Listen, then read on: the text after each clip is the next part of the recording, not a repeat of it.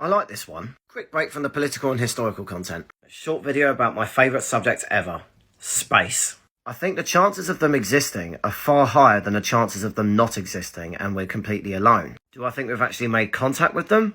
And my reasoning for thinking that they're more likely to exist than not is very simple. It comes down to taking a look at the size of the universe that we have seen so far. You could really nail it down to one image and the history of it. I'm sure at some point everyone has seen this picture. It's called the Hubble Ultra Deep Field. Long story short, NASA pointed the Hubble Space Telescope in an area of the sky that appeared completely black. No stars, no nothing. And its camera was pointed at this area for several months, capturing as much light and data as possible. And this was the end result.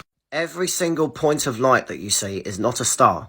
It's an entire galaxy, many of which are many times bigger than our own galaxy, the Milky Way. And in the last 20 years or so, in our galaxy alone, we have discovered thousands upon thousands of planets around other stars. So you can imagine just how many stars there are in all of these galaxies combined.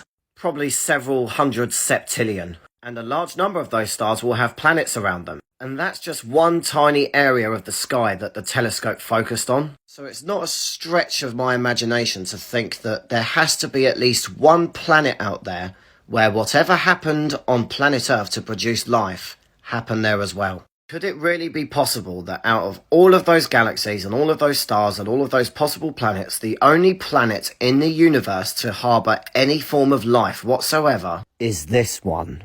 Having said that though, you could bet that if there is any form of alien life out there, it will be unlike anything we have ever imagined. Upon the making of this video, most space programs are looking for life in similar environments to Earth. So, atmosphere of oxygen and nitrogen, liquid water on the surface, perfect distance from the sun. There is a part of me that disagrees with this, and the skeptic in me does think it's a tiny bit arrogant for scientists to assume that the only places that life could exist are places that are similar to Earth. There's probably an alien life form out there that thinks that Earth is a frozen shithole and that Venus is the definition of paradise, where temperatures are hot enough to melt lead, and the pressure at sea level is 90 times that on Earth. You'd get crushed in an instant if you stood on it.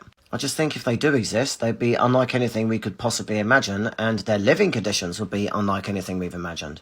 They might literally eat lava. Who knows?